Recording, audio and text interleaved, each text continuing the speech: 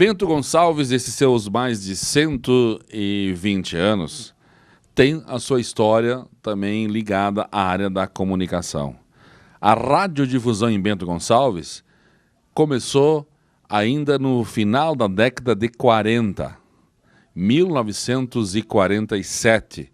Foi instalada a primeira emissora de rádio em Bento Gonçalves. A segunda emissora de rádio na região. A primeira em Caxias e a segunda aqui em Bento Gonçalves. Engenheiro Carlos Domingos Piccoli, que hoje leva à frente aí a RS Com, uma rede de emissoras que nós temos aqui em Bento Gonçalves, a Viva News 92.5 e a Rádio Bento 1070, e além dos outros portais, mas falando especificamente sobre rádio. Piccoli, você começou a trabalhar na rádio em 64, na época da ditadura, né? Na época de chumbo aí, os meios de comunicação eram censurados naquela época. Como é que começou a tua história no rádio, Piccoli? Tudo bem? Obrigado por nos atender. Não, Roque, na verdade eu tinha 15 anos. Então, eu estava preocupado com a parte da música. A gente não existia a revolução, mas a gente não sentia, porque a revolução musical na época era mais importante para nós, que foi exatamente a época dos Beatles que começaram, né? Depois os Rolling Stones e uma série de outros artistas. Então nós estávamos ligados à revolução musical que estava junto da ditadura, mas que não tinha nada que ver.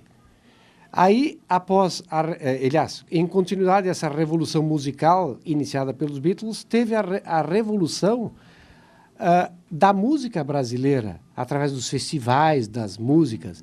Nos festivais é que a gente começou a entender o que estava acontecendo com a Revolução Militar. Aí a gente começou a entrar pelas rebeldias do Chico Buarque, do Caetano Veloso, Gilberto Gil, Geraldo Vandré. Então, pelos festivais de músicas da Record. Então, teve duas revoluções nessa época. A revolução da música, via Beatles, e depois disso foi uma evolução impressionante na parte musical, e a música brasileira em consequência dos Beatles, junto com a ditadura militar. Aí é que a gente se deu conta que estava numa revolução até 68, onde que teve os atos institucionais mais fortes, né?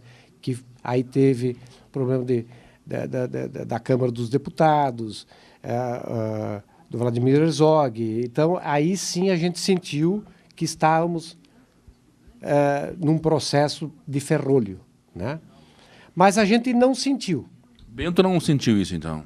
Bento teve alguns problemas, né, na época, inclusive com o gerente da época, que era o seu Aloar Grigio, ele é gerente da rádio. Alguém denunciou por uma bobagem e ele trabalhava na Caixa Econômica, então ele foi um pouquinho perseguido. Mas fora isso, não teve grandes coisas.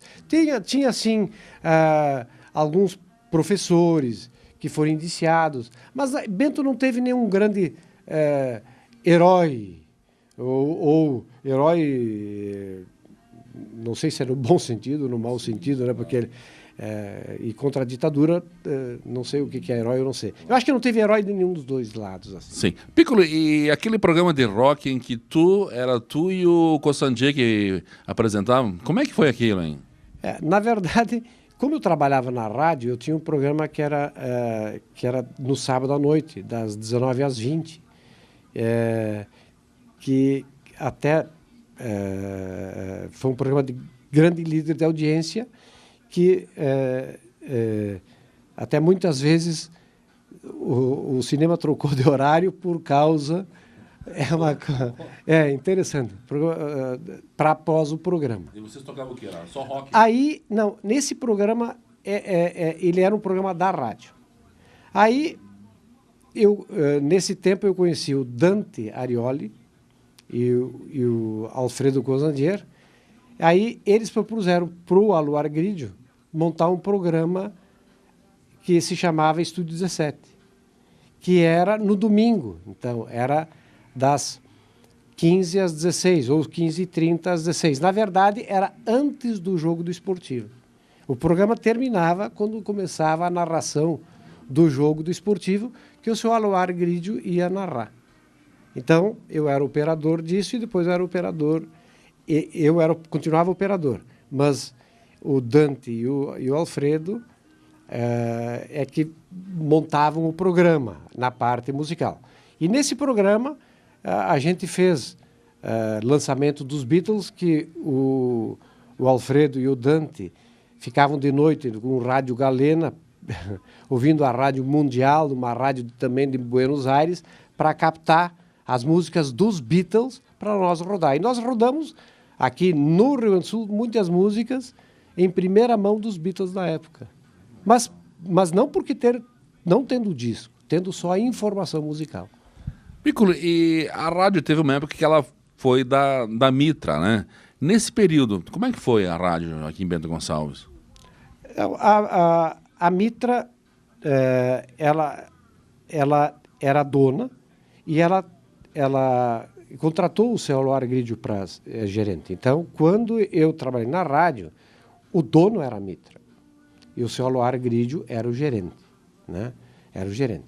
Então, isso, quando eu saí em 69, da rádio, eu fui estudar em Porto Alegre, continuou esse processo.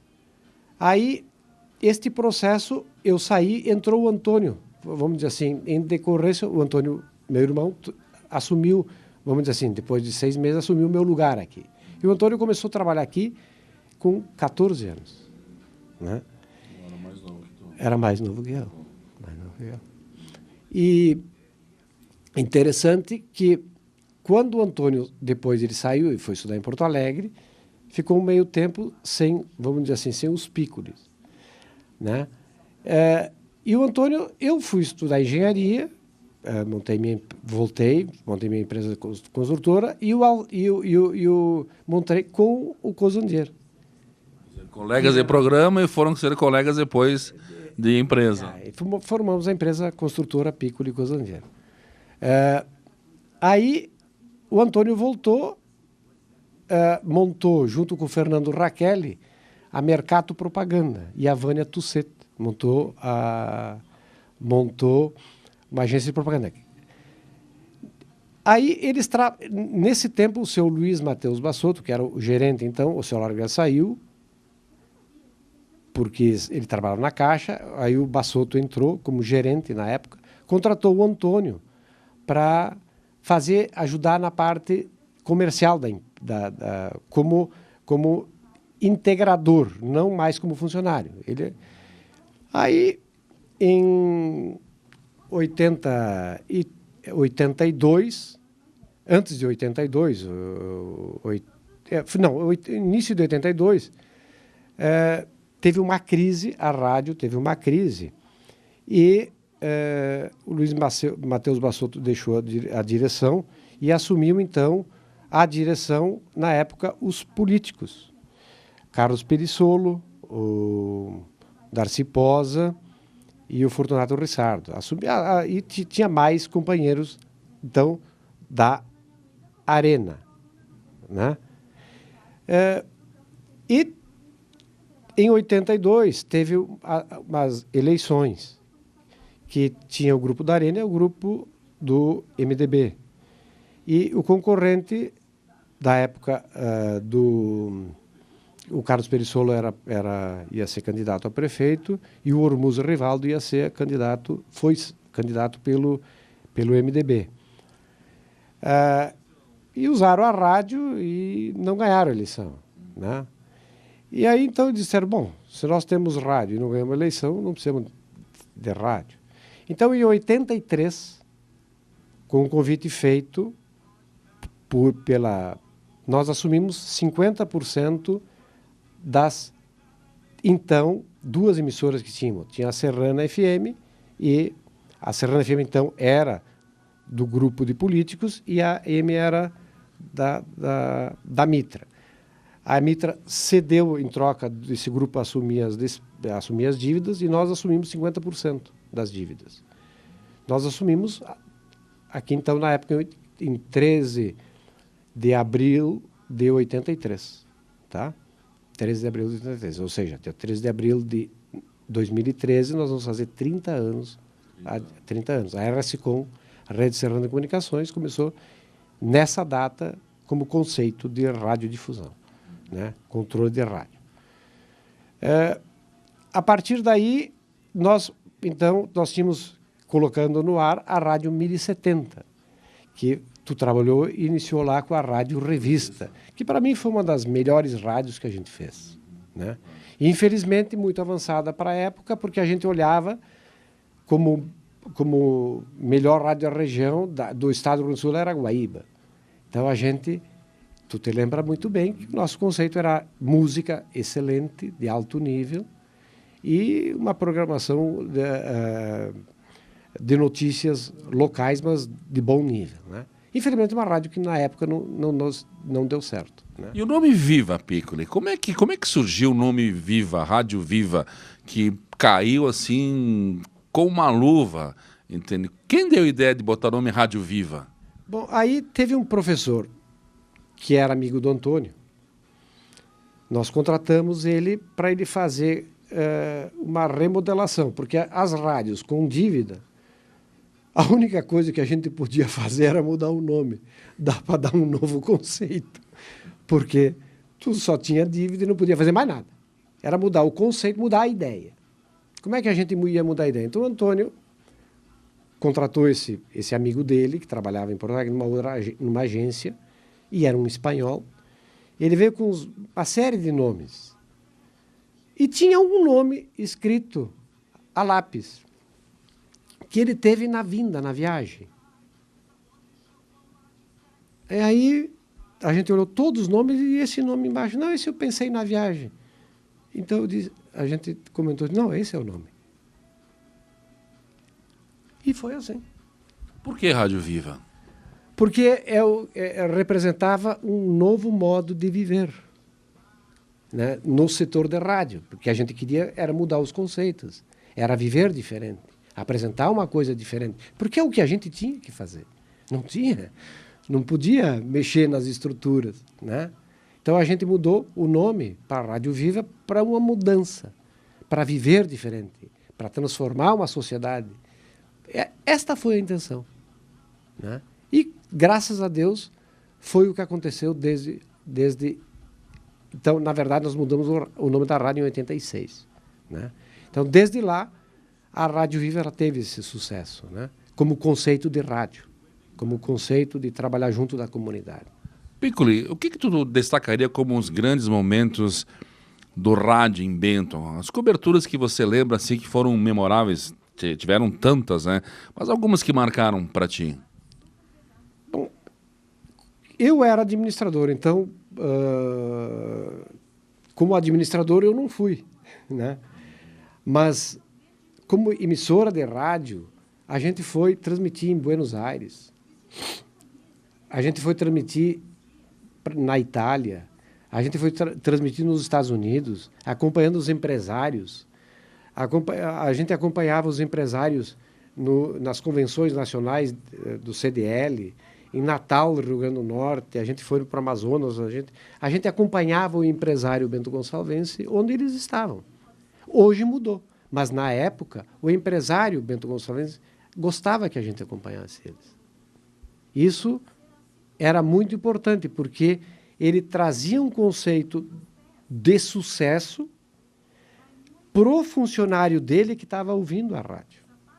Era o sucesso do empresário, mas era o sucesso do trabalhador da indústria. Isso a rádio sempre fazia parte do processo. Isso foi muito bonito o que a rádio fez. Então, a gente fez muitas transmissões externas, inclusive homéricas. Essa de Buenos Aires, eu me lembro que o pessoal saiu, deu problema, eles comeram um sanduíche daqui até Buenos Aires e voltaram, né? Essas histórias, o Antônio, com o Alceu, eles têm, né? Nós estamos conversando com o engenheiro Carlos Domingos Piccoli, falando hoje sobre radiodifusão. Depois do intervalo, nós vamos conversar com ele. Eu vou deixar a pergunta no ar. Talvez um dos grandes momentos que eu lembro da radiodifusão em Bento, Piccolo, que marcou. E não quero exagerar, mas eu acredito que durante esse evento a audiência foi quase que 100%. O caso do Bruno Provence, a transmissão do julgamento do júri, né? Foi uma coisa que a cidade parou toda para ouvir. Esse um evento, como evento local, a gente tinha adotado um processo. Mas eu quero que tu responda depois dos comerciais, pode ser? Nós já voltamos.